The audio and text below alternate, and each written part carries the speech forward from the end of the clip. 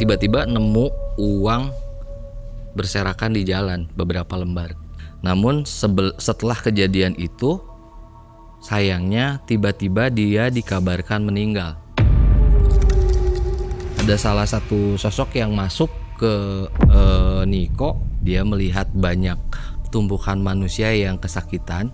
Bahkan ada beberapa anak kecil yang dimain-mainin sama sosok yang biasa kita sebut buta. Jadi saya diundang bersama tim Jurnalisa untuk datang ke rumah itu karena dia mengalami fenomena yang aneh sebenarnya. Sering sekali bermimpi berhubungan dengan orang lain. Yang anehnya, pagi-pagi itu celananya sampai terbuka. Kang, kalau menjadi public figure tuh biasanya ada resiko loh ya. Iya, apalagi dunia-dunia beginian nih. Iya benar. Ada yang ngetes, ya tes uji coba. Oh iya. Istilahnya kirim paket lah. Oh iya. Ada nggak tuh? Aduh.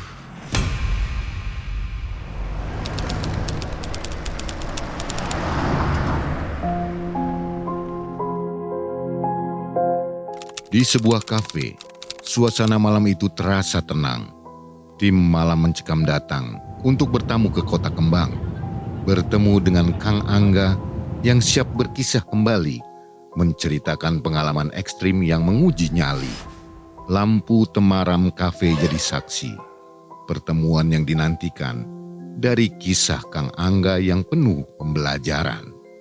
Perjalanan spiritual yang bermula dengan cerita lama tentang keberadaan dunia goib dan perjanjian rahasia.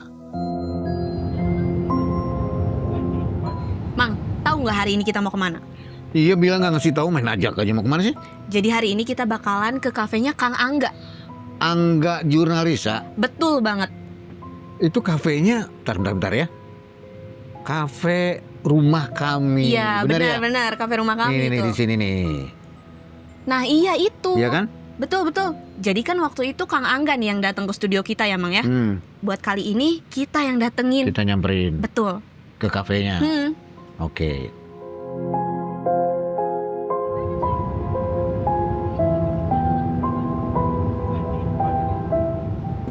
Ih, Bill kenapa sih gerak-gerak terus?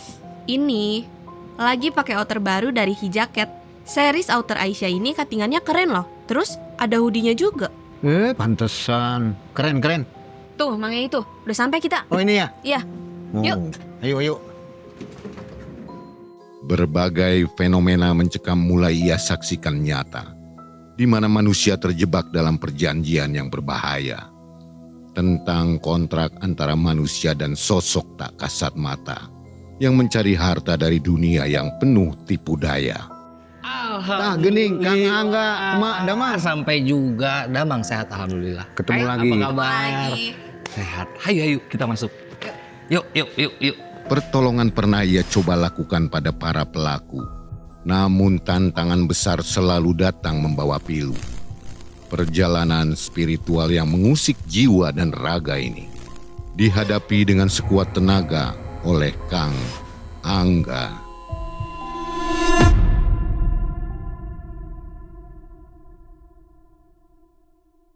Assalamualaikum warahmatullahi wabarakatuh. Waalaikumsalam warahmatullahi wabarakatuh. Sobat, masuk ke dunia goib bukanlah petualangan, tapi ujian seberapa kuat kamu memegang kewarasan.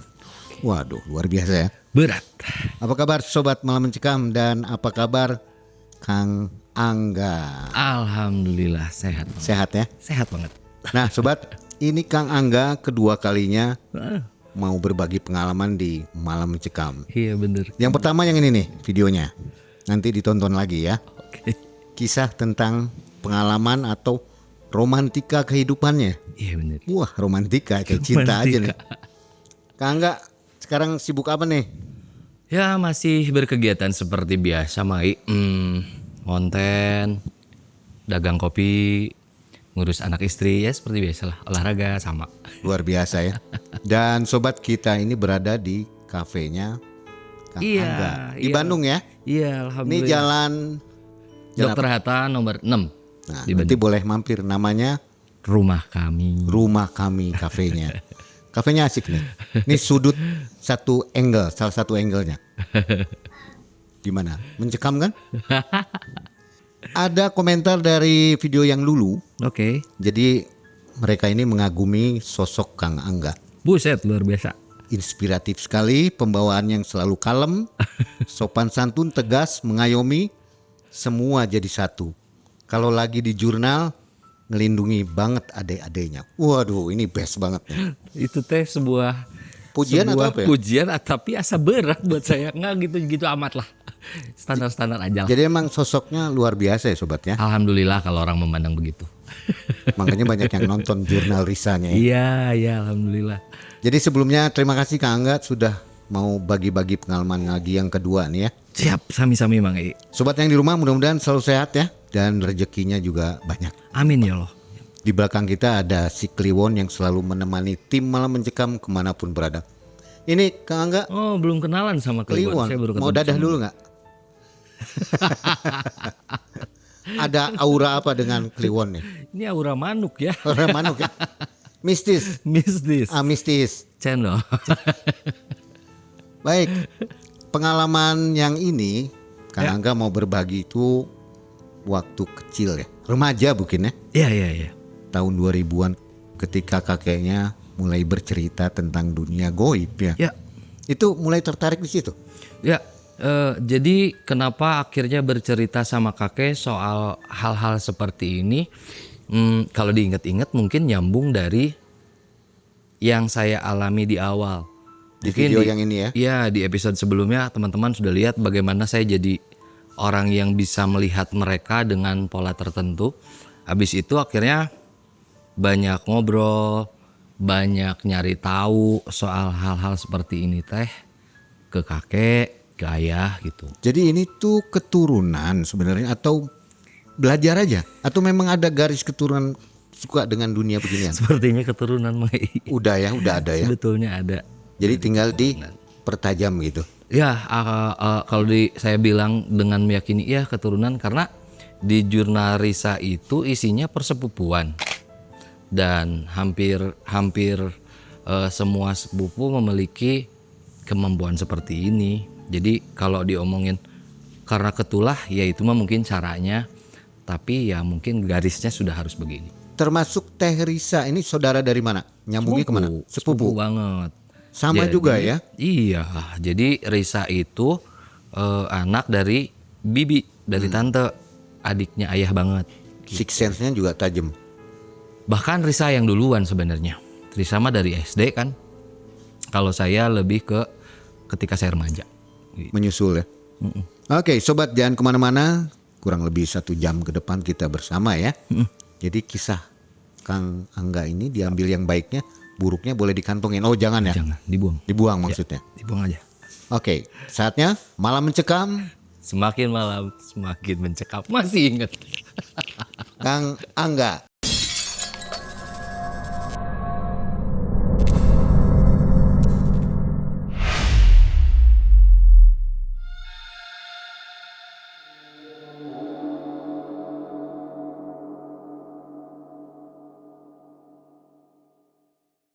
Jadi gini ceritanya Mang E. Ketika awal mulai bisa melihat mereka, tentunya ketertarikan saya jadi semakin tinggi untuk tahu ada apa aja sih sebenarnya di dunia ini dalam bentuk gaibnya gitu. Akhirnya banyaklah bercerita sama ayah, sama kakek, dan di satu waktu ada kakek bercerita soal kejadian yang pernah beliau alami ketika beliau masih muda. Sekitar tahun 40 atau mungkin tahun 50-an. Jadi kakek saya berasal dari Ciamis kebetulan. Kakek saya pernah bercerita bahwa di Ciamis dulu salah satu tetangganya pernah ada satu kejadian yang unik dan mungkin waktu itu jadi cukup viral di kampungnya. Ada satu waktu di mana salah satu tetangganya awalnya memang sehat dan bisa beraktivitas seperti biasa sebetulnya. Cuman di satu waktu dia pulang ke rumah setelah berkegiatan, dia tiba-tiba nemu uang berserakan di jalan beberapa lembar. namanya orang nemu lah ya, udah pasti ambillah gitu. Akhirnya dia tidak berpikir apapun, diambil uangnya, dibawa pulang. Namun setelah kejadian itu, sayangnya tiba-tiba dia dikabarkan meninggal. Ini yang terjadi dengan tetangga dari kakek saya dulu itu. Tiba-tiba tanpa sakit, hanya selang beberapa waktu, terus dikabarkan meninggal. Yang unik dari cerita ini adalah setelah beliau meninggal, sudah pasti biasanya kan dimandikan, dikafani, terus disolatkan hingga akhirnya dimakamkan. Proses pemakaman selesai. Seperti umumnya di beberapa tempat ada pengajian, ada tahlilan yang dilakukan kan Mang Ai biasanya. 1-7 hari itu biasanya ada kegiatan itu kan. Di hari ketiga tahlilan sedang berjalan itu kalau nggak salah lepas maghrib tahlilannya, jadi udah mulai gelap, terus ya kondisi pencahayaan di tahun segitu mungkin belum seterang benderang saat ini kan, jadi masih temaram, bahkan ada beberapa tempat yang masih belum punya listrik kan. Ketika pengajian berlangsung, tiba-tiba di pintu masuk itu sosok yang dimakamkan itu tiba-tiba berdiri.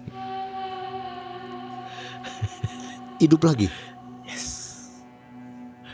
Jadi sewajarnya orang lihat yang sudah meninggal tiba-tiba ada kan, pasti semua sontak kaget banget. Jadi ya pasti langsung berhamburan lah di ruang pengajian itu teh, di ruang tahlilan itu teh. Semua langsung kaget tiba-tiba ngelihat orang itu dengan kondisi beliau menggunakan kain kafan memang, tapi tidak dipocong. Yang beliau gunakan itu yang bawah diikat seperti sarung, yang atas ditutup begitu aja kayak kain ihram.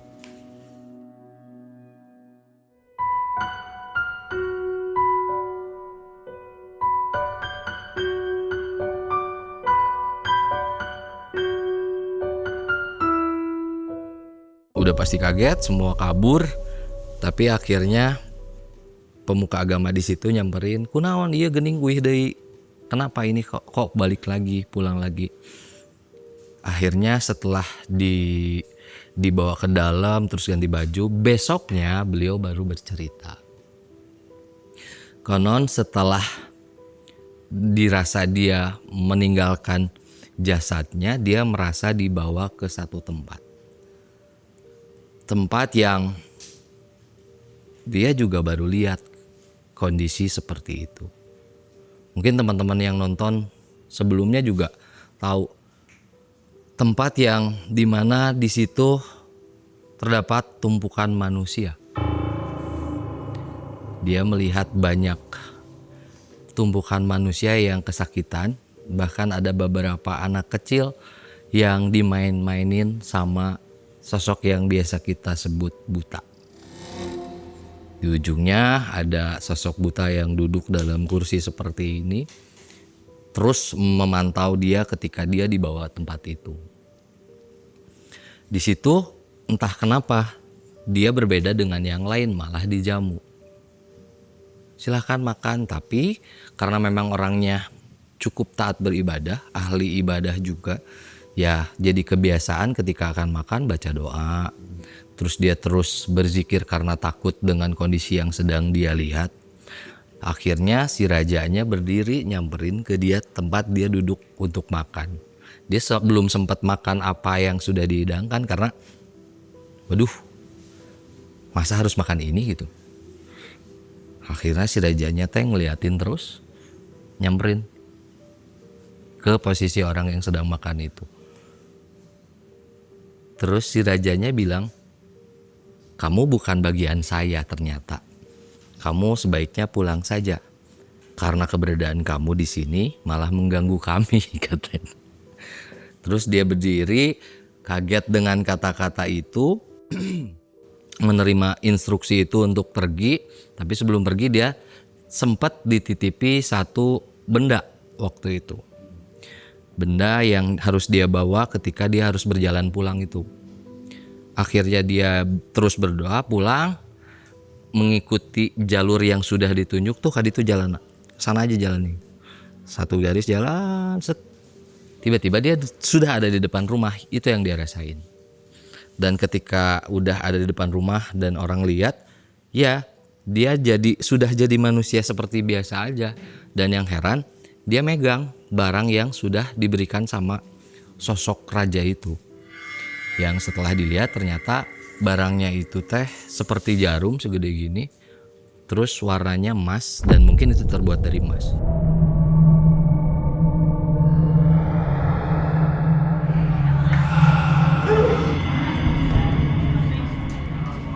Kepulangan dia ke rumah lagi itu membuat dia jadi punya kekuatan sendiri waktu itu.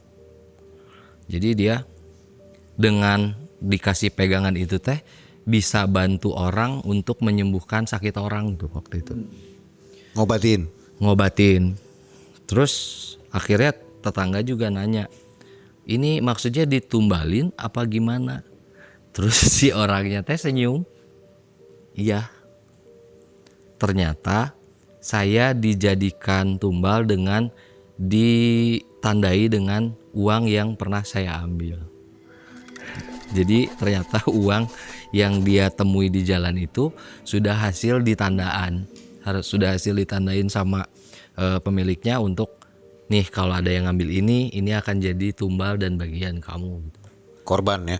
Ya itu jadi korban. Terus pastilah semua orang nanya, berarti tahu dong siapa yang ingin menumbalkan kamu. Untungnya dia orang yang tidak mau membuat masalah baru. Dia tidak bilang apa-apa. Kalian akan tahu juga kok nanti gitu. Nah, setelah kejadian itu ternyata benar 1 minggu setelah kepulangan dia ada orang yang dianggap selalu melakukan hal-hal ini meninggal. Tahu nggak orang itu kaya atau enggak? Kekayaannya seperti apa? Ya, cukup luar terpandang biasa. Di kampung itu cukup terpandang dengan keadaan ekonomi yang berbeda jauh dari yang lainnya memang. Dan itu terjadi terus, tapinya dia tetap bilang walau alam saha gitu. Itu yang pernah terjadi sama kakek saya ketika dia muda dan dia tahu persis orangnya siapa. Kalau sekarang sih memang sudah tidak ada beliau juga. Tapi itu salah satu kejadian yang menurut saya ada ya hal seperti ini saat itu, jadi terjawab juga. Rasa penasaran, ingin tahu akhirnya terjawab dengan salah satu cerita itu. Itu kasih tahu nggak apa orang itunya meninggal atau bangkrut lagi atau miskin lagi gitu? Kakek kasih tahu nggak? Nggak sampai cerita ke situ. Oh ya, saya ingat akhirnya kepenasaran warga terhadap siapa yang dimakamkan itu terjadi. Yang saya ingat, yang saya dengar cerita dari kakek. Kepenasaran warga cukup kaget dengan terus siapa yang dikuburin kemarin? Kan kita semua yang menyaksikan dimandikan, disolatkan, bahkan sampai dikuburkan, kita semua tahu orang ini memang meninggal saat itu. Akhirnya dibongkarlah waktu itu si makam beliau ini. Pas dibuka ternyata isinya hanya gedebong pisang. Kalau kondisi ekonominya setelah kematian yang bersangkutan berubah atau enggak saya nggak dengar dari kakek waktu itu. Gitu, Mai. Jadi nyata ya, gedebong pisang tuh ada ya? Ada. Pernah di film kejadian ya? Katanya gitu. Itu salah satu pengalaman yang tidak saya saksikan langsung sebenarnya, tapi jadi salah satu jawaban dari pertanyaan anak yang baru muncul indigonya saat itu. Tentu saja ada kekhawatiran juga mengenai waktu itu dengan kondisi saya saat ini, apakah saya akan jadi hal-hal seperti itu gitu. Pada akhirnya berpikir untuk belajar supaya gimana ya, supaya kemampuan ini jadi tidak salah langkah. Kekhawatiran saya takutnya jadinya seperti yang terjadi sama yang diceritakan kakek saya ini. Akhirnya banyak ngobrol lah sama ayah almarhum, sama kakek, bagaimana caranya supaya saya bisa ngontrol dan memanfaatkan kemampuan ini supaya ya tidak jadi salah langkah. Pastinya bukan proses yang mudah, karena yang biasanya baru bisa lihat itu akan akan ketakutan sendiri, akan ngerasa di mana-mana ada sosok. Itu pasti terjadi ke semua orang yang mengalami indigo di awal. Nah, untungnya kakek sama ayah mengerti.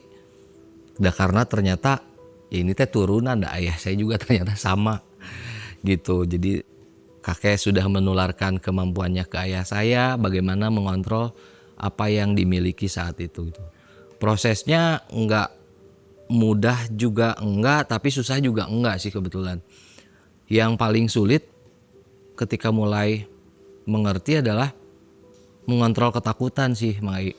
Karena ketika ketakutan mulai muncul ya kita lost control. Kadang yang pernah dialami tuh pas mengendarai kendaraan terus tiba-tiba ada yang nyebrang itu teh dulu waduh keganggu pisan gitu, tiba-tiba ngerem padahal nggak ada siapa-siapa, yang dibonceng nanya kenapa sih, nggak takut teh untuk ngomong gitu. Itu membuat agak sulit juga sih waktu itu untuk konsentrasi. Nah, pola belajar yang dikasihin sama ayah sama kakek itu cukup simpel sebenarnya. Dari kemampuan ini supaya terkontrol ada amalan-amalan tertentu yang harus saya lakukan waktu itu. Sudah pasti ketika power iman saya meningkat lah ya istilahnya, kuntilanak, pocong gitu mah bisa saya hiraukan, mereka juga tidak berani dekat. Cuman ya ABG teh ya ibadahnya teh belang betong waktu itu yang paling sulit saya lakukan. Karena amalan yang diberikan orang tua itu biasanya harus selalu dibacakan setelah ibadah, setelah sholat. Apa-apa aja yang dibaca mah sebenarnya nggak terlalu sulit, lebih ke saya harus mempelajari bagaimana arti dari Al-Fatihah gitu, Bismillah teh naon, dan kemudian itu dibacakan diwiridkeun dengan sekian banyak gitu. Itu juga jumlahnya tidak sampai ribu ratus gitu, enggak terlalu banyak, cuman dilakukan terus-terusan ketika selesai sholat. Itu bikin rasa percaya diri kita meningkat. Terus pada akhirnya kita jadi ada kemampuan untuk buka tutup, lebih ke kayak kunci sih yang dibacakan teh. Akhirnya kita perlu ya kita bisa buka gitu untuk lihat sekeliling apa yang harus kita lihat. Ketika nggak perlu ya udah tutup lagi kuncinya, itu aman banget. Jadi bisa auto, bisa manual ya? Manual sih. On off gitu ya? On off. Cuman tetap sampai saat ini juga pasti masih sering kecolongan, masih salatnya gitu ya belang betong. Oh, pengaruhnya situ ya kalau sholatnya kurang bagus? Nah, untungnya teh ilmu yang diberikan orang tua teh mengasah ke situ juga. Jadi ketika kita ibadah kita turun lah ya manusiawi lah ya, kadang males-malesan gitu, itu pasti jadi ngaruh ke kitanya. Ngaruh teh misalnya yang termudahnya kunti lebih gampang nempel ke kita daripada ketika kita rajin sholat. Ya itu berasa banget. Tapi kalau kita ibadah lagi rajin, lagi bagus-bagusnya gitu. Ketika saya syuting Jurnarisa kan sering banget dapat kendala. Oh ini mah rada berat gitu, ngusirnya agak susah. Kalau saya lagi ibadahnya bagus mah, gampang lah. Tapi kalau lagi kendor mah sama aja, rada telat gitu ngusirnya. Itu ngaruh banget. Ibadah lainnya selain wirid sih sebenarnya ada beberapa yang harus dilakukan waktu itu. Ada 3 pilihan Mang Ei waktu itu teh yang diajarin kakek teh. Pilihannya puasa sekian hari apa sekian bulan gitu lupa. Yang kedua pilihannya ngebersihin masjid dalam jumlah sekian gitu. Kalau nggak salah hitungannya teh akan disamain sama waktu lahir kalau nggak salah waktu itu teh kakek. Atau membayar zakat. Itu yang dikasih pilihan sama kakek. Ya tentu saja puasa saya berat, beberes masjid berat ya. Yang saya ambil waktu itu bayar zakat gitu. Paling ringan. Iya, lebih sederhana. Tapi amalan-amalannya ya nggak sulit. bacain bismillah sekian kali gitu dan bukan dengan jumlah yang over gitu, masih koridor paling banyak 99 atau 100 gitu aja si amalan yang saya baca mah. Terus makin kesini ya banyak baca juga, terus dikasih tahu ibu juga ternyata banyak wirid yang digunakan sama nabi-nabi dulu gitu, ya udah pakai itu aja gitu. Jadi amalan mah sesederhana itu, nggak dibikin wah ribet susah, nggak, alhamdulillah. Itu berjalan berapa tahun? Sampai hari ini sih kalau harus baca. Latihannya maksudnya? Kalau latihan, nah latihannya mungkin konteksnya adalah yang jadi pertanyaan teman-teman di penonton Jurnalisa, kenapa sih kalian bisa mediasi semudah itu? Ya, itu selalu jadi pertanyaan semua orang gitu. Nah sih Jurnalisa mah nih gampang gitu ngeluarkan asupkeun, hey yang kalian lihat itu saat ini. Proses kita belajar sering sekali kita kesurupan teu kaluar-luar. Itu salah satu proses belajar. Saya pernah diceritain ayah proses-proses belajar itu. Jadi kamar saya di atas, kamar ayah saya di bawah gitu. Tiba-tiba saya bangun dari tempat tidur, terus saya nggak inget karena mungkin kesurupan atau apalah. Turun nyamperin kamar ayah, terus ngegedor kamar ayah. Untungnya ya saya ngerti gitu, bukannya ngambek gitu. Gedor, hudang ke orang tua itu. Hudang, tong sare wae. Sok diuk ngobrol gitu, kajak ngobrol ke orang tua dengan cara itu. Itu terjadi di awal-awal teh bikin kita lost control, lebih kayak ke orang kesurupan, pernah terjadi.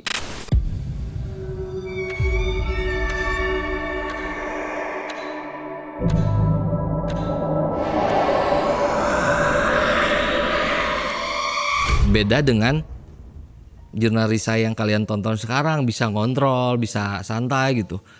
Ya proses di mana kita belajar mediasi supaya bisa kita ngontrol teh lumayan lama. Jadi proses belajarnya sok mediasi suruh masuk di awalnya yang enteng-enteng dulu, yang menurut kita enteng ya, kukuntian, pepocongan gitu. Itu mah gampang lah. Langsung masuk keluar bisa nggak, masuk keluar nggak, itu di keluarga diajarin gitu. Terus naik lagi level lah hingga akhirnya bisa mengontrol diri sendiri. Pun termasuk ketika kita dituntut untuk bisa fokus melihat sesuatu dalam keadaan ramai juga, itu salah satu pembelajaran yang harus dilakukan sama kita dulu. Kayak gini nih lagi rame gitu misalnya, terus gak pangecekeun di dia ya naon gitu.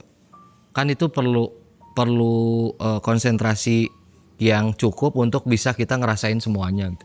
Itu pun diajarin dulu sama ayah, lebih ngolah rasa lah sebenarnya. Gitu Mang Ei. Kalau itu beda nggak indigo dengan bisa lihat merasakan goib gitu ya? Kalau indigo kan bisa begitu lihat hantu-hantu. Kalau membaca karakter orang itu beda ya? Kemampuan anak-anak seperti ini tuh sebenarnya beda-beda. Ada yang bisa melihat sekitar seperti yang terjadi sama saya lah. Terkadang bisa lihat flashback juga yang saya lakukan. Ada juga yang bisa melihat aura. Ada juga yang bisa melihat cuplikan masa depan. Si anak-anak indigo teh punya karakternya masing-masing. Nggak ke semuanya anak indigo bakalan begini nih. Nggak. Ya saya mah mungkin paling ceteknya lah, karena saya bisa lihat hantu doang gitu. Kalau yang lain mah bahkan yang dipelajari secara serius bisa ngelihat, ya katakanlah peramal yang bisa nyebutin nanti tahun segini ya bakal segini, ya mungkin dia punya kemampuannya. Jadi ada genrenya ya? Ya kurang lebih gitu. Kalau diasah lebih jauh mungkin bisa terjadi ya. Hari saya malah belang betong orangnya.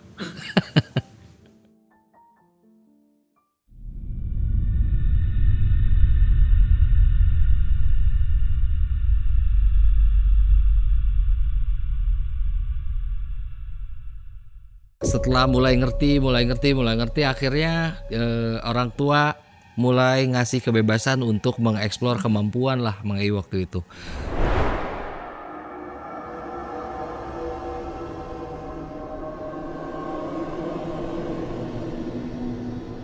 ...2001 apa 2002 gitu. udah mulai mendekati kelulusan sekolah, mulai pengen tahu lebih jauh soal gimana ya yang pesugihan teh seperti apa. Mulai penasaran. Sebenarnya teh mereka apa sih yang dilakukan gitu. Terus ujungnya kayak apa sih pesugihan gitu. Akhirnya banyak cari tahu, bahkan ya salah satu yang pernah terjadi sama saya adalah saya memaksa untuk datang ke tempat salah satu kerajaan yang dianggap ya pesugihan teh seperti ini. Saya mungkin udah pernah cerita waktu itu kondisinya dengan sama yang diceritakan sama kakek saya, jadi tumpukan manusia buta yang sangat besar dan menyeramkan dengan gigi yang panjang gitu. Itu yang saya lihat waktu itu. Dan itu pemandangan yang bukan pemandangan yang bikin nyaman. Orang kalau bisa sampai ke tahap lihat itu, rasanya pemandangan itu gak akan hilang dari pandangan dia dalam waktu 1 minggu memuang. Karena begitu mengerikannya kondisi di saat itu. Kondisi di tempat itu selain seperti itu ya karena ngelihat kita bisa masuk ke situ, otomatis yang ada bergelimpangan di situ juga pasti teriak-teriak minta tolong karena pengen lepas dari situ. Kalau saya bisa bilang udah terikat perjanjian, akan sangat sulit untuk lepas dari situ. Karena dia pasti sudah menikmati apa yang dia mau, perjanjiannya terjadi, itu agak sulit. Tantangan saya waktu itu, mungkin gak sih saya bantuin yang jadi korban waktu itu teh. Dan kebetulan di Junarisa tiba-tiba dapat hal seperti itu. Ketika kita penelusuran angkot kalau gak salah, ada salah satu sosok yang masuk ke Niko, terus bercerita bahwa dia tidak tahu apa-apa. Saya hanya menerima sesuatu dari seseorang yang setelah kejadian itu tiba-tiba dia dibawa ke kerajaan eta. Kerajaan itu tuh nggak satu tipe. Ternyata ada beberapa kerajaan yang bisa digunakan untuk pesugihan teh banyak. Jadi semuanya akan bentuknya gitu? Enggak ternyata. Nu harapna ada buta ada gitu. Yang di sini ada perempuan dengan setengah ular juga ada. Itu banyak macamnya. Yang waktu kita dapat itu lebih ke yang seperti buta tadi. Perasaan saya kasihan iya ketika ngelihat jadi korban, dia nggak ngerasain apa-apa, tiba-tiba ditunjuk terus dibawa gitu. Ya akhirnya bertanya dan ngobrol cukup lumayan agak lama waktu itu dengan korban itu, yang dia rasakan selama setelah dibawa ke tempat itu teh cukup tersiksa. Jadi seperti ada satu kegiatan yang harus selalu dilakukan di tempat itu, Mang Ai. Si kegiatannya macam-macam.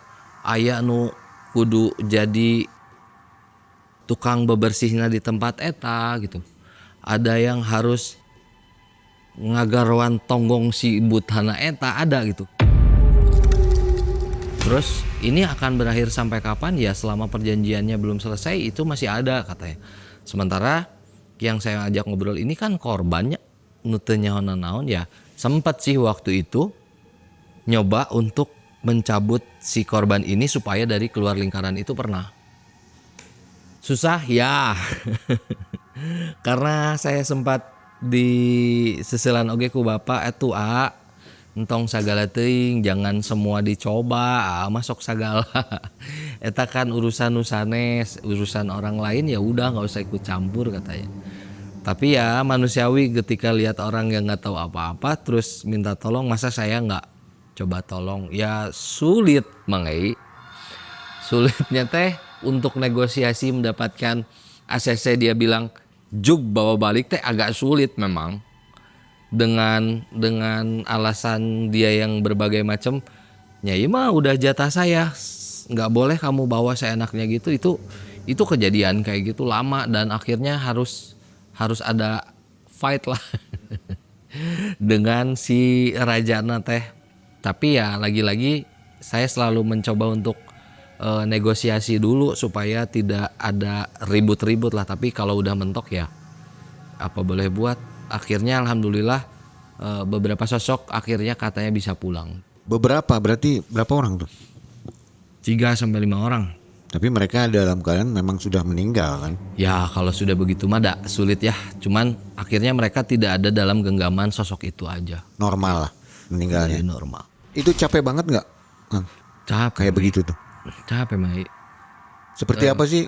Kayak habis olahraga atau gimana? Nah kalau yang dilihat di jurnal mungkin penampakannya seperti Angga melawan Niko gitu. Nggak sakit-sakitan gitu.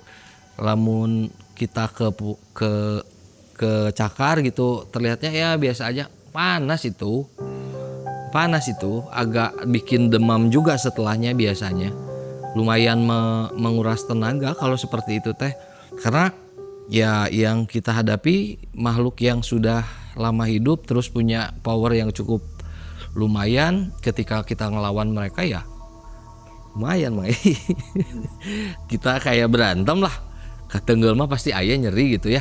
Ya gitu sama, kepukul atau kecakar itu ada. Dan terkadang pulang syuting kalau misalnya berhadapan seperti ini, kelihatannya mah cuman kayak diusap, tapi sering di belakang kayak ada ngegaris 3 gitu, benang gagaruk gitu. Ada juga. Lumayan beresiko sih sebenarnya. Yang saya lakukan cukup ekstrim meureun ya, melepaskan yang jadi korban seperti ini. Harus fight dulu, harus gitu-gitu lah dengan rajanya gitu ya. Itu memang harus ada tahapan tertentu yang harus kita lewatin lah ya. Tapi mungkin banyak juga pertanyaan yang nonton, saya ngerasa keluarga saya jadi korban. Itu banyak yang nge-DM saya juga banyak. Sering pertanyaan seperti itu. Saya merasa keluarga saya, salah satu keluarga saya ditumbalkan, dijadikan makanan mereka. Itu banyak pertanyaan seperti itu. Nggak, gimana sih menurut kamu ketika kita ngerasa keluarga kita ada di situ? Apa yang harus kita lakuin? Lagi-lagi yang bisa kalian lakukan di rumah ya balik di berdoa sih.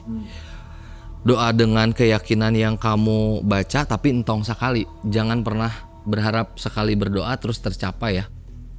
Kita dituntut untuk continue terus konsisten dalam berdoa, karena menghadapi yang gini teh nggak mudah. Kekuatan doa kalian yang terus itu yang bisa bikin mereka keluar. Doanya apa nggak? Banyaklah doa, sekedar Al-Fatihah pun nggak ada masalah. Kalau memang ketika nanti nggak, tandanya apa? Kalau misalnya keluarga kita beneran dijadikan tumbal, setelah berdoa sekian lama apa yang akan terjadi gitu? Terus ke kita akan ada info nggak? Ada biasanya. Secara tidak langsung biasanya mereka akan muncul di mimpi, terus nuhun ya pulang gitu.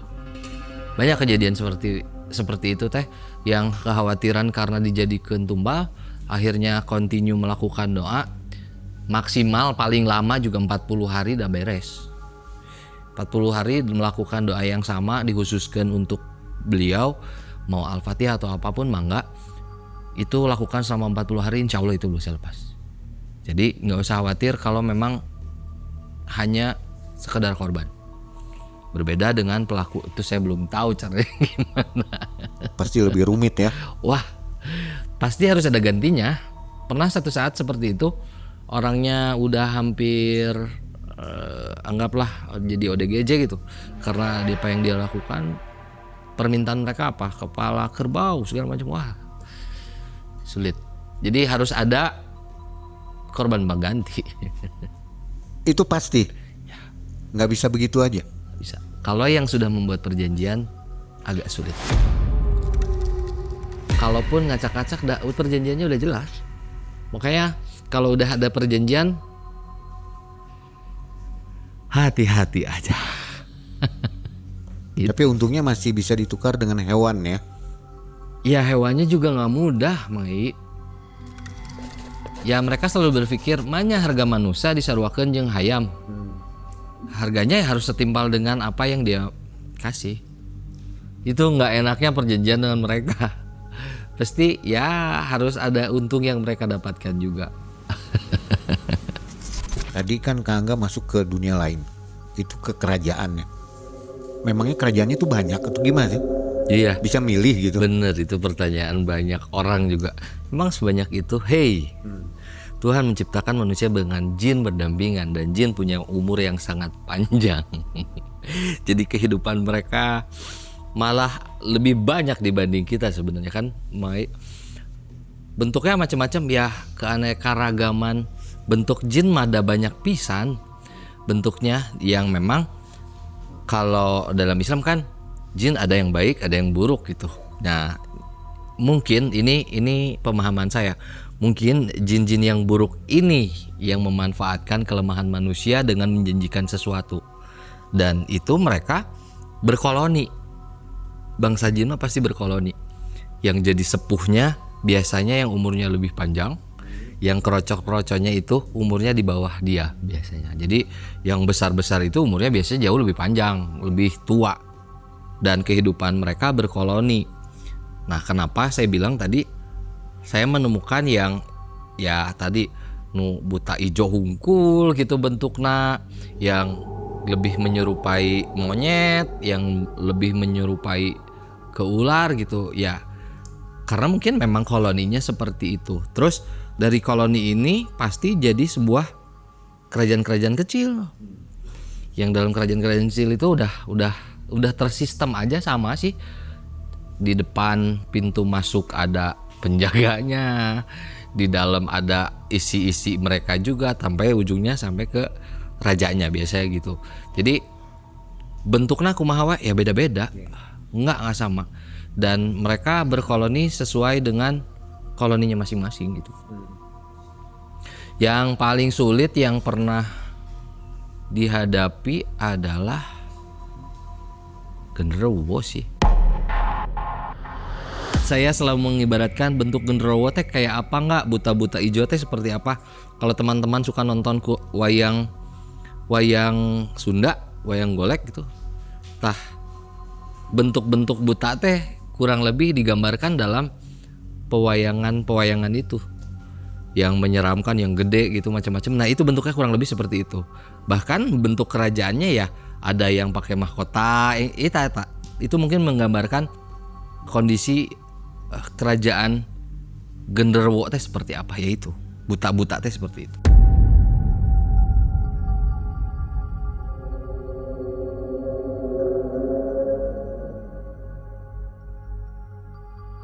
Jadi pengalaman-pengalaman yang lalu akhirnya masuk ke channel Junarisa ya.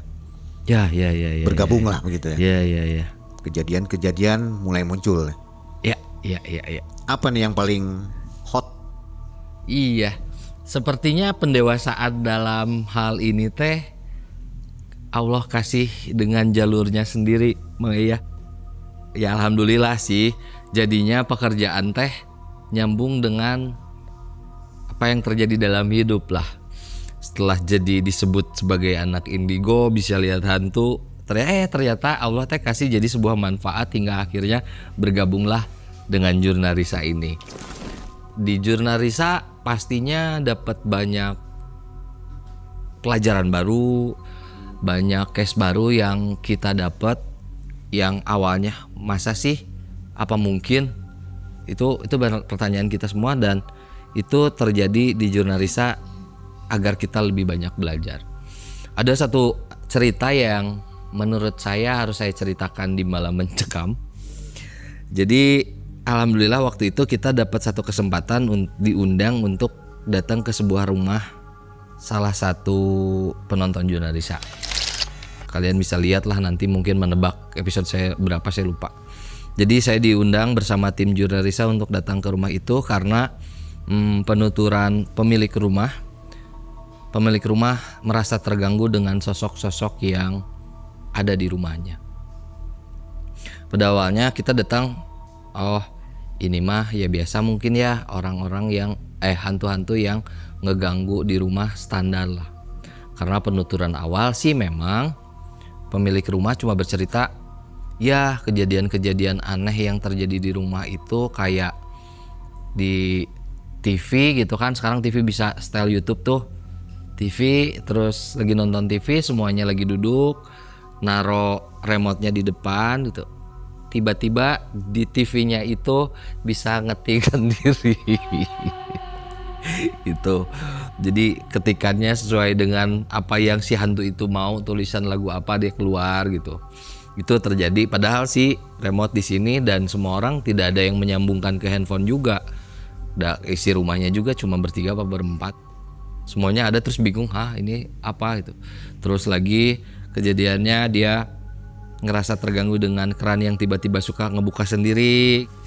Lagi ngumpul keluarga, lagi mau makan, tiba-tiba keran di rumah teh kedengeran katanya kalau dinyalain teh tiba-tiba nyala gitu. Ya saya pikir awalnya ya ini mah gangguan biasalah penghuni rumah sebelum kita datang ke rumah itu, karena kan biasanya si orang survei cerita ini cocok nggak ceritanya, ya udah ayo go gitu. Akhirnya kita datang ke tempat itu untuk penelusuran. Tiba-tiba si pemilik rumah ketika kita penelusuran tiba-tiba ngejerit seperti orang kesurupan, dan pas dilihat benar-benar kesurupan ternyata. Awalnya kita nggak terlalu ngeh dengan kondisi ini, mungkin dia kaget atau apalah jadinya dia sampai seperti itu. Akhirnya setelah mulai pulih, mulai bisa diajak ngobrol, kita mulai ngobrol. Ini kasusnya cukup unik menurut saya karena saya juga baru dengar. Ngobrolnya juga tidak terlalu banyak orang waktu itu. Teh, coba pengen dengar cerita dari Teteh. Kalau ini mah bisa diselesain cepat. Tapi saya rasa ada sesuatu yang ngikut Teteh, saya bilang. Dia diam, gak mau ngomong awalnya. Iya, ternyata dia bilang. Jadi dalam beberapa bulan terakhir dia mengalami fenomena yang aneh sebenarnya. Sering sekali bermimpi berhubungan dengan orang lain selain suaminya.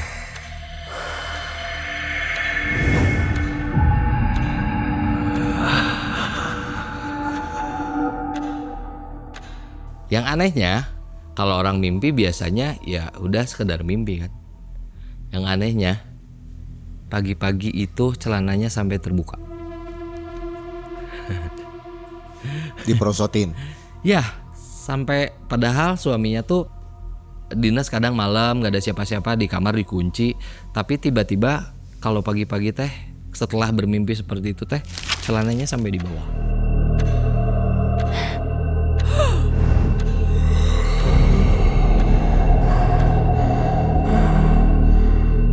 Oke, saya udah mulai senyum aja. Wah, ada sesuatu nih sama si Teteh. Ya, itu terjadi dengan saya dan itu beberapa kali terjadi dalam beberapa bulan terakhir, dia bilang. Ya, terus gimana Teh?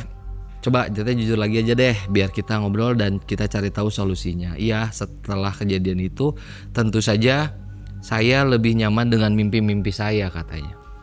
Akhirnya membuat hubungan saya dengan suami pun jadi nggak harmonis lagi, katanya, dengan kondisi itu. Oke. Akhirnya kita cari tahu. Ternyata si Teteh ini dikerjain orang. Jadi yang kita lihat waktu itu adalah ada sosok yang sengaja untuk mendekati dan mengganggu si Teteh ini dengan cara seperti itu supaya rusak hubungannya dengan suaminya. Dan awalnya juga saya ragu, Teh, maaf sekali. Sebelum menikah Teteh ada berhubungan, punya pacar atau apa yang bikin dia sangat sakit hati ketika Teteh memutuskan menikah dengan suami Teteh sekarang. Iya. Jadi walau alam bukan suzon untuk menyerang satu orang ya, tapi yang saya lihat di pencarian si Teteh ini teh ada satu cowok yang sakit hati sekali dengan si Teteh ini dan mengirimkan ini. Ternyata si Tetehnya juga udah langsung cek ke satu orang, orangnya begini. Dan akhirnya yang kita lakukan waktu itu adalah ya pasti ngebersihan lah Mai, karena yang bersangkutan yang minta tolong. Itu pun cukup sulit negosiasinya dengan makhluk seperti ini mah kan, karena dia makhluk-makhluk seperti ini teh cukup taat ketika diperintah pekerjaannya belum selesai dia nggak akan pergi. Banyak seperti itu. Jadi kalau tuannya nyuruh dikasih telur, ya saya kasih telur, kamu kerjain orang itu. Kalau sebelum selesai atau belum disuruh pulang, dia nggak akan pulang. Kecuali dia rusak dulu.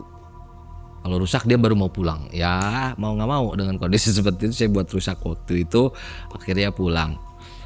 Berselang beberapa hari dari situ syuting selesai waktu itu sebenarnya. Kita sempat tukeran kontak dan orang ini WhatsApp. Kang, nuhunnya alhamdulillah sudah aman. Oh iya teh, kalau sudah aman mah alhamdulillah, saya bilang. Ada yang membuat saya lebih kaget.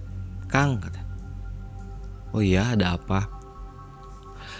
Tadi pagi orang yang bersangkutan tiba-tiba datang ke rumah terus minta maaf. Karena satu dan lain hal dia tidak menyebutkan kondisi itu, cuman sengaja datang ke rumahnya untuk minta maaf dan selesai itu udah pulang kan. Jadi walau alam kondisinya mungkin yang dikirim pulang dan melapor bahwa saya tidak berhasil atau segala macam, tapi yang terjadi setelah itu orang yang bersangkutan langsung datang. Pernah jadi gitu juga mulai. Nyerangnya gimana, maksudnya membalikannya gimana itu prosesnya? Yang saya lakukan ya gitu, ya sama sih metode yang sering saya lakukan teh. Saya selalu bilang ya kita ngobrol dulu, kita lobby dulu supaya mau menuruti apa yang kita mau. Ketika sudah tidak mau ya udah acak-acak weh gitu. Keras juga ya. Lumayan. Jadi awalnya lembut dulu. Harus diajarkan sama orang tua gitu ya. Kalau kitanya lembut mah dan dia mau nurut ya udah gitu. Kalau masih kekeh ya kasih unjuk aja kalau kalian juga mampu gitu. Dan mungkin dengan cara negosiasi seperti itu yang diajarkan sama orang tua, akhirnya saya teh punya banyak sepuh-sepuh Mang Ai. Teman-teman di Jurnalisa selalu nanya, enggak kalau yang dipanggil kamu kalau ketika chaos teh siapa gitu. Pasti beres ku si Angga mah sih backingna si Angga teh gitu. Khodamna naon. Hey teman-teman, saya berhubungan baik dengan mereka gitu. Mereka teh sangat seneng kalau kitanya juga menghargai ternyata. Yang diajarkan orang tua ketika bertemu hal seperti ini, mau nggak mau mereka teh umurnya udah jauh dari kita. Udah anggap aja mereka teh orang tua, ngomong yang sopan, ngomong baik-baik, mereka juga akan menghargai kita. Kecuali kalau memang rewel, goweh cenah aja orang tua teh. Dan itu saya terapin pisan mengai. Dengan perjalanan Jurnalisa 9 tahun syuting di mana-mana, tentunya saya bertemu banyak sosok kan. Dan saya selalu menghargai mereka dengan cara saya seperti itu gitu. Ya udah kalau nganggap orang tua mah pasti merekanya juga senang dianggap. Dan itu jadi malah ngegampangin saya ketika oh iya deadlock kudu kasahanya nu bentukna juga kieu saha panggil we nu leuwih gedena beres gitu. Mereka nggak minta timbal balik loh? Enggak, karena saya tidak pernah minta apa-apa. Minta iya anak buahna bawaan gitu. Gitu doang, nggak pernah minta sesuatu saya jadiin kaya gitu. Saya teh pengen Lamborghini Mang. Enggak, alhamdulillah. Sejauh ini mereka sama-sama menghargai, jadi tidak pernah ada timbal balik pengen apa enggak. Alhamdulillah. Nggak perlu pakai wewangian, menyan atau apa? Dupa begitu. Nggak pernah ya? Enggak, selama Jurnalisa nggak pakai gitu-gitu? Enggak, alhamdulillah saya teh enggak terpatok harus gitu. Kalaupun terkadang requestan mereka yang simpel kayak minta keretek, rokok keretek gitu. Ya kalau gitu-gitu gampang boleh lah. Kalau saya bawa itu juga, kalau enggak. Enggak, jarang-jarang sekali di Jurnalisa nyiapin wangian atau apa, enggak, jarang. Saya sendiri jarang. Nggak marah tuh ya? Enggak. Aman? Saya baru tahu malah manggil mereka harus pakai gitu. Enggak, Manggi. Di berbagai kasus kan banyak yang begitu ya? Enggak. Ini beda nih? Enggak. Barangkali minta bakso gitu kan? Mungkin ya. Sebenarnya suka banyak cerita-cerita yang terjadi ketika syuting, cuman mungkin yang saya ingat yang poin-poin unik menurut saya yang saya ingat nempel di ingatan saya gitu. Ada satu kejadian kita ketemu sosok Belanda tapi dia pengguna susuk coba Mai. Zaman Belanda Pakai susuk. Indonesia. unik kan? Jadi itu yang salah satu yang saya ingat itu. Jadi ternyata setelah kejadian itu saya cari tahu juga bagaimana orang-orang Belanda saat itu tinggal di Nusantara. Salah satunya di Bandung lah ya. Jadi sosok yang saya temui ini teh cukup unik. Karena ternyata di zaman itu orang-orang Belanda mempelajari kultur dan kebudayaan di tempat yang mereka jajah.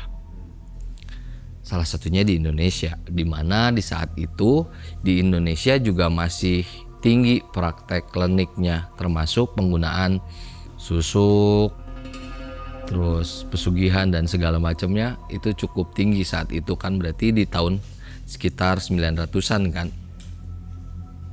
Dan sosok yang saya temui ini unik. Jadi satu perempuan yang dengan perawakannya mah orang Belanda. Bahasa dia bisa pakai bahasa Sunda, bisa nari, tapi mukanya rusak. Setelah kita cari tahu dan kita ajak ngobrol, ya ternyata orang-orang Belanda saat itu ketika datang ke Nusantara ya mempelajari semuanya. Dan ternyata si perempuan yang kita temui itu malah kebablasan. Karena dia terlalu mencintai budaya, akhirnya dia belajar nari, belajar musiknya, sampai belajar ke nilai spiritualnya. Cuman mungkin salah guru waktu itu. Jadi nilai spiritual yang dia dapat selain emosi dan segala macam cara untuk menari, dia juga mencari tahu bagaimana wajah bisa terlihat lebih menarik dibandingkan orang lain. Yang dia pelajari saat itu adalah susuk. Yang mungkin ketika hidupnya mah membuat dia sangat laku saat itu.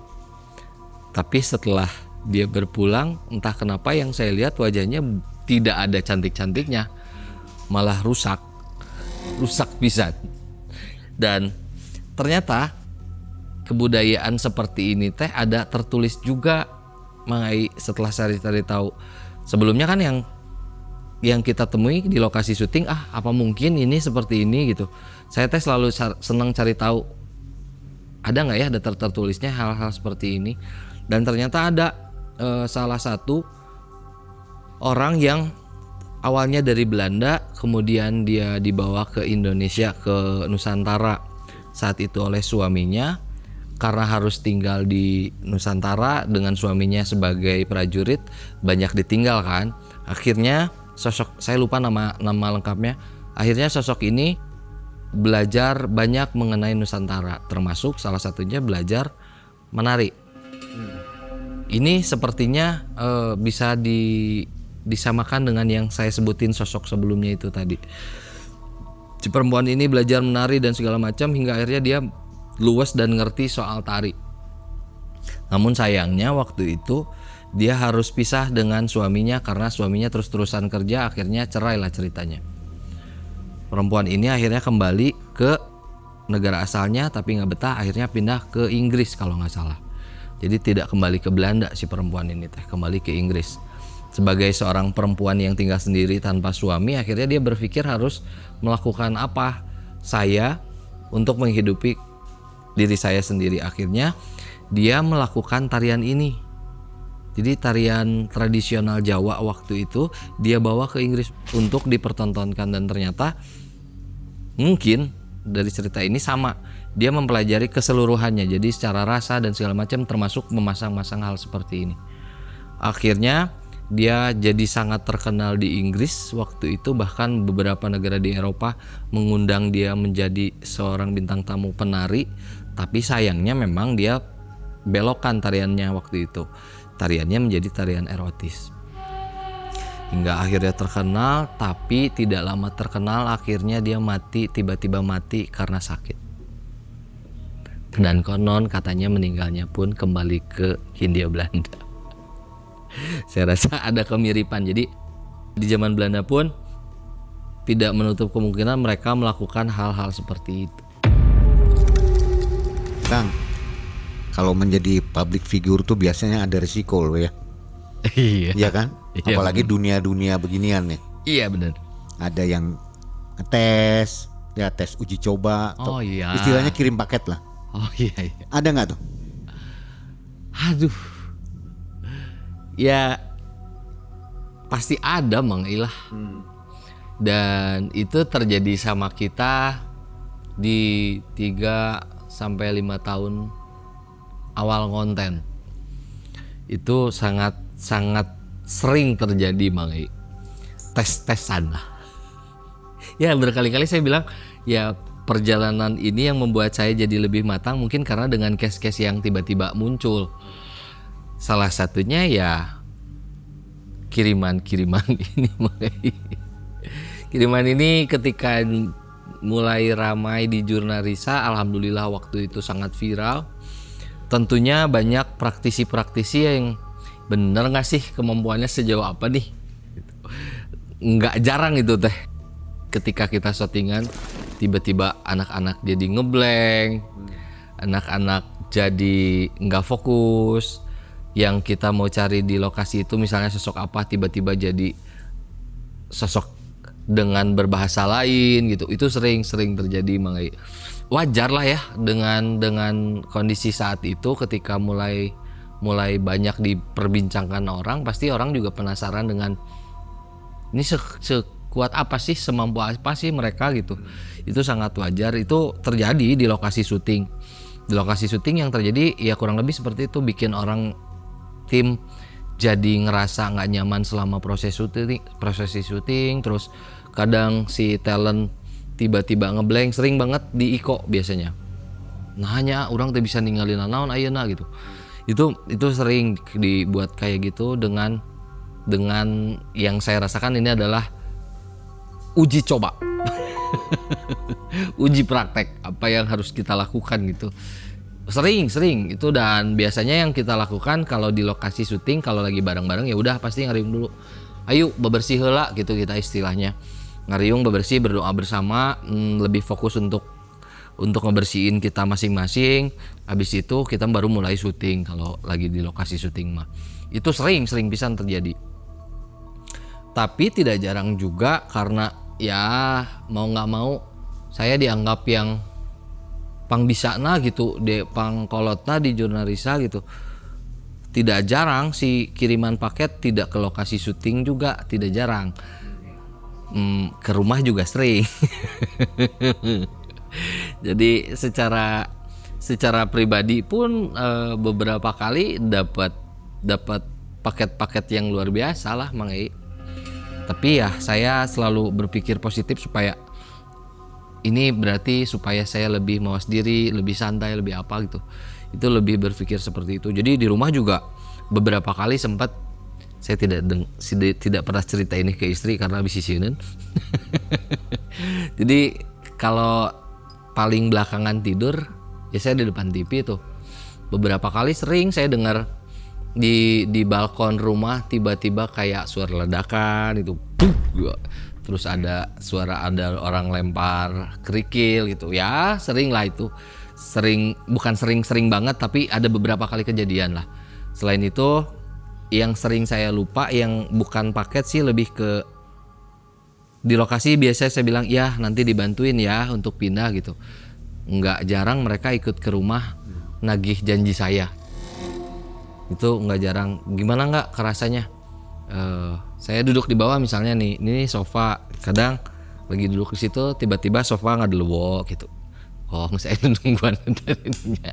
Terus di pintu rumah teh kebetulan rumah depannya ada balkon, itu balkon sih malam nggak ada siapa-siapa, bukan akses semua orang.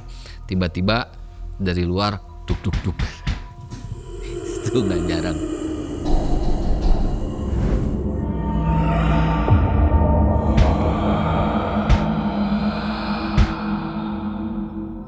Hal-hal seperti itu ya akhirnya mau nggak mau nggak usah takut lah ya, udah berdamai itu ya. Lagi-lagi secara saya pasti lebih ke nego, saya nggak bisa ngapa-ngapain, nggak bisa kukumaha, udahlah nggak usah tes saya gitu. Saya sering gitu. Kesini-sininya aman ya? Alhamdulillah makin kesini orang juga bosen kali ngetes wae. Jadi lebih aman alhamdulillah. Sampai sakit nggak kadang? Enggak sih alhamdulillah, kalau saya pribadi enggak. Kalau di tim pernah lagi syuting tiba-tiba keluar darah kakang pernah kayak gitu. Tapi untung enggak sampai sakit parah nambrun tuh. Alhamdulillah. Kang Angga, saran atau tips untuk mereka yang mempunyai kelebihan six sense gitu ya. Mereka yang muda-muda kan kadang bingung Ya. harus bagaimana ini. Ya. Mungkin ada tipsnya? Buat teman-teman lagi-lagi yang baru meletek, baru merasakan hal-hal seperti ini, yang pertama buat semuanya jadi logis dulu. Kalau logis sudah nggak nyampe, baru kalian bisa yakin kalian sedang melihat sesuatu. Karena sekarang teh banyak banget mangai yang tiba-tiba ngerasa indigo padahal eta halamunan dia sendiri gitu. Banyak banget. Jadi tolong bikin dulu logis semuanya. Setelah logis sudah tidak masuk akal, apa yang kalian rasakan, sudah apa yang kalian lihat, baru kalian bisa dikategorikan orang-orang yang indigo.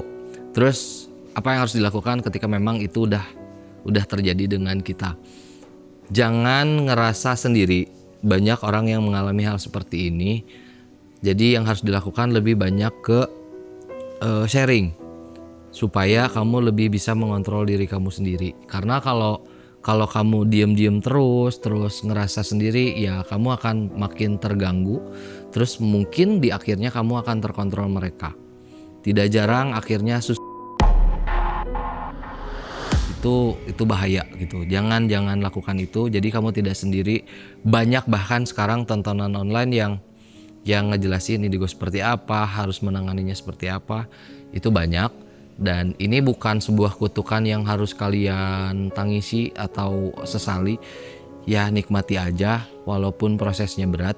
Suatu saat kalian akan bilang, oh ternyata ini ya yang Allah kasih gitu. Nanti ketemu nyamannya ya. Akan nyamannya sendiri gitu. Baik, Kang Angga, terima kasih sudah beber-beber pengalaman. Udah ini Mai. Udah habis nih waktunya. Mau nambah lagi? Untuk sobat yang masih suka dengan kisah pengalaman dari Kang Angga, silakan komentar di bawah ya. Dan yang mau mampir ke kafenya Kang Angga, dipersilakan. Apa tadi? Alamatnya? Rumah kami di Jalan Dr. Hatta nomor 6 Bandung. Ya, pasti ada Kang Angga di situ ya. Insya Allah ada. Terima kasih, sehat selalu Kang Angga. Amin, Mang Suat juga. Kang Angga memulai semuanya dengan rasa penasaran. Cerita-cerita yang dulu terdengar mustahil perlahan menjadi nyata. Ia belajar memahami dunia spiritual, melihat hal-hal yang tak semua orang mampu melihat. Dari sana, ia menyaksikan bagaimana manusia terjebak dalam pesugihan dan perjanjian gaib. Meskipun sudah mencoba untuk menolong, namun ternyata semakin jauh Kang Angga melangkah, semakin besar pula gangguan yang harus ia hadapi. Halo Sobat Malam Mencekam, ini waktunya buat sobat semua untuk jadi lebih dekat bersama Malam Mencekam. Ayo gabung membership sekarang juga, cuma dengan 10 ribuan. Kalian bisa dapat akses ke ratusan konten eksklusif. Mulai dari pembuktian ilmu goib, perjalanan dan penelusuran tim Malam Mencekam, sampai momen lebih dekat bersama para narasumber. Dan gak cuma itu, member juga bisa nonton video terbaru lebih awal. Plus dapat emoji dan badge eksklusif khusus member, biar identitas kalian makin mencekam. Klik tombol gabung sekarang dan jadilah bagian dari keluarga besar member Malam Mencekam.